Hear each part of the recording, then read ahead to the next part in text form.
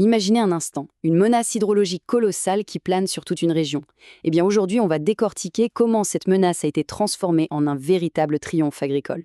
C'est absolument fascinant. On va parler du Nil, bien sûr, et plonger au cœur d'un casse-tête d'ingénierie qui implique l'Éthiopie, le Soudan et l'Égypte. En nous basant sur des rapports techniques très récents, nous allons voir comment on a carrément dynamité des montagnes et transformé des déserts arides en terres fertiles. C'est parti pour une explication grandeur nature. Au menu d'aujourd'hui, on va tout simplement suivre le trajet de l'eau. D'abord, la crise du barrage éthiopien, puis la menace directe que ça pose pour le Soudan. Ensuite, on regardera la parade, le méga-projet de Toshka, les défis hallucinants d'ingénierie militaire et pour finir, cette fameuse transformation de l'eau en or vert. Alors, commençons par le point de départ de toute cette histoire, tout en amont, la crise du barrage éthiopien. La question qu'il faut vraiment garder en tête pendant toute notre analyse, c'est ça. Comment est-ce qu'on prend un risque d'inondation massif et surtout totalement imprévisible pour en faire le moteur d'un boom agricole sans précédent? C'est un vrai scénario de résolution de problème à l'échelle d'un pays. L'origine du problème est purement technique. D'après les images satellites d'avril dernier mentionnées dans nos sources, le grand barrage de la Renaissance éthiopienne a un sérieux souci de fonctionnement. 13 turbines, situées en haut et en bas, sont à l'arrêt depuis juin 2025 à cause de défauts d'installation. Sans ces turbines pour réguler le débit en produisant de l'électricité, le barrage devient juste un immense mur de blocage. Le vrai problème, c'est que pendant les crues saisonnières, l'eau s'accumule. La seule solution qui leur reste, ouvrir les vannes d'un coup sans véritable coordination.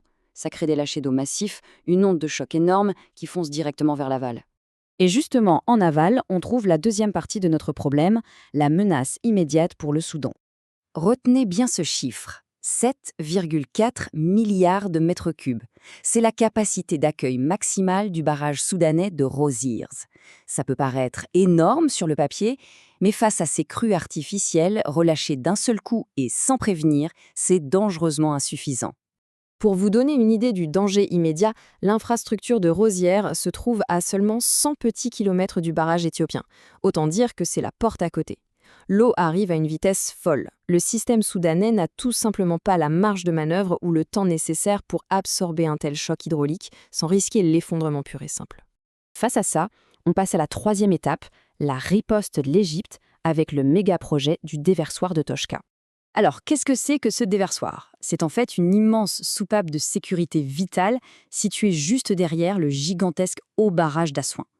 Historiquement, son rôle est simple, protéger ce barrage stratégique en déviant l'eau quand le lac Nasser atteint la ligne rouge des 182 mètres d'altitude.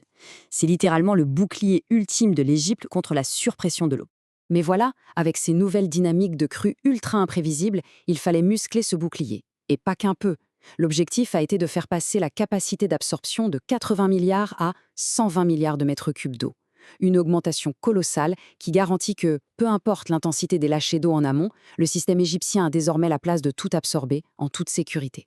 Sauf que, pour arriver à un tel résultat, on aborde notre quatrième point, des défis d'ingénierie absolument dantesques. Vu l'urgence absolue de la situation et la taille titanesque de la mission, une entreprise de construction classique ne suffisait pas. Le ministère de l'Irrigation a fourni la vision hydrologique, mais c'est l'autorité d'ingénierie des forces armées qui a pris les commandes sur le terrain. Pourquoi l'armée?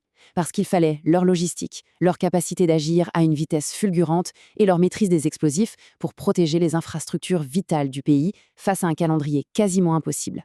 Et ce qu'ils ont accompli est digne d'un film. Première étape, ils ont littéralement rayé de la carte une montagne de granit massif sur 9 km de long, juste pour faire de la place à l'eau.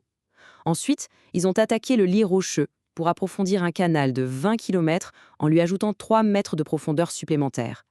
Et pour couronner le tout, l'installation de portes de contrôle automatique ultra modernes. Redessiner la géographie locale à cette vitesse, c'est un véritable exploit. D'ailleurs, le saut technologique est frappant. On est passé d'un vieux barrage de séparation en terre, un système lent et complètement dépassé pour les urgences d'aujourd'hui, à des portes de contrôle automatiques intelligentes. Maintenant, on a des capteurs avancés qui ajustent instantanément les vannes selon la pression de l'eau. C'est précis, c'est immédiat et ça permet de réagir à la seconde près. Le système hydraulique est vraiment passé dans une autre dimension. Et ça nous amène à notre cinquième et dernière partie, la plus belle à mon avis, de l'inondation à l'agriculture. Tout le génie du projet réside ici. Ces eaux de crue imprévisibles, qui représentaient une menace existentielle terrifiante il n'y a pas si longtemps, sont maintenant sagement stockées dans les immenses lacs de Toshka. Mais l'eau n'y stagne pas. Elle est récupérée et méticuleusement redirigée.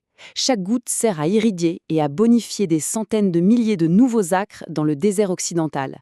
C'est l'art de transformer une crise monumentale en une véritable mine d'or agricole. Bien sûr, on ne laisse rien au hasard, tout est orchestré au millimètre. Dès le mois de novembre, les gros objectifs de dynamitage et de construction étaient pliés. Aujourd'hui, l'évaluation et le suivi sont quotidiens. L'objectif est clair, être prêt de manière absolue d'ici la mi-2026 pour affronter la prochaine grosse saison des crues. Structurellement et techniquement, l'État est paré. C'est exactement ce qui ressort des réunions officielles. C'est très clair. La modélisation est continue. Les ingénieurs calculent tous les jours des scénarios extrêmement précis jusqu'en 2026.